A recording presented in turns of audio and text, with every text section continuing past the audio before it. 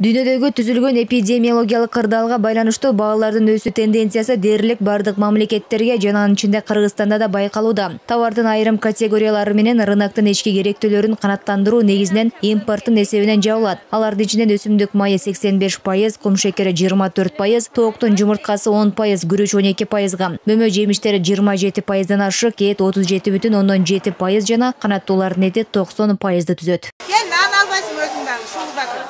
Өлкөдө товарлардын кымбатташы тышкы факторго, анын ичинде доллардын курсунун өсүшүнө байланыштуу болууда. Баалардын максималдуу жогорулоосу кум шекер, өсүмдүк майы, этке, жумурткага жана күйүүчү майларда байкалып жатат. Үстүздөгү жылдын 2-апрелине карата республика боюнча кум шекердин баасы орточо эсеп менен 66 сом 10 тыйынга жетип, өткөн жылдын ушул мезгилине салыштырмалуу өсүү 42,4%ды түздү. Башкача айтканда 19 сом 70 тыйынга көбөйдү. Кум шекердин баасынын көтөрүлүшү Кыргызстанда жана Орусияда кан кызылчасынын айдоо аянттарынын көлөмү кыскаргандыгына жана түшүмдүүлүккө байланыштуу болгон. Ошол эле учурда эттердин да баасы өскөн. Жылкы эти боюнча 18,1%, же болбосо 58 сом 70 тыйынга кымбаттап, баасы 382 сом 20 тыйын деңгээлинде болду.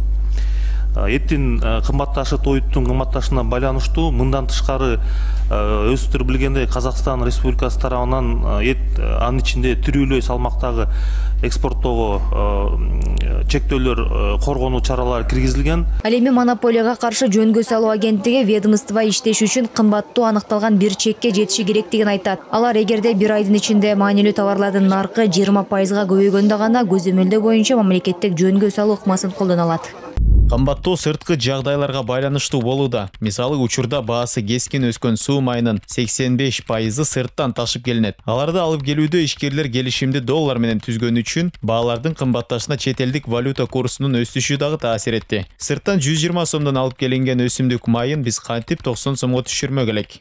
Базардагы бааларды жөнгө салуунун 4 негизги фактору бар. Алардын бири бааларга мониторинг жүргүзүү болсо, экинчи багыты базарда таңкыстык жаралган азыктарды экспортко чыгаруу. Дагы бир жолу мамлекеттик резервтер фонду аркылуу баалардын кескин өскөнү боюнча интервенция жасап, бааларды стабилдештирүү. Экономика министрлиги учурда Орусиядан өсүмдүк майын жана кум шекерди өз баасында алып келүү боюнча иштер аткарылып жатканын билдирди. Ал өлкөдөн 30 000 тоннага жакын кум шекер жана дагы 30 000 тонна өсүмдүк майы келет. Аталган продукциялар Кыргыз Республикасына жеткирүүнү ушул жылдын апрель айында жүргүзүүгө пландалып жатат.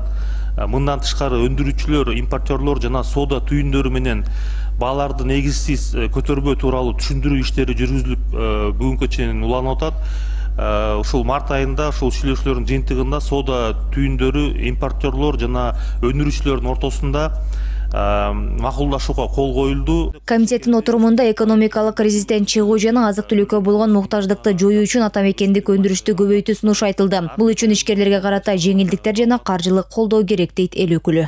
Биздин өкмөт көнүп калганда, ушу сырттан алып келет, өздөрүнүн караштуу адамдары менен өткөрөт.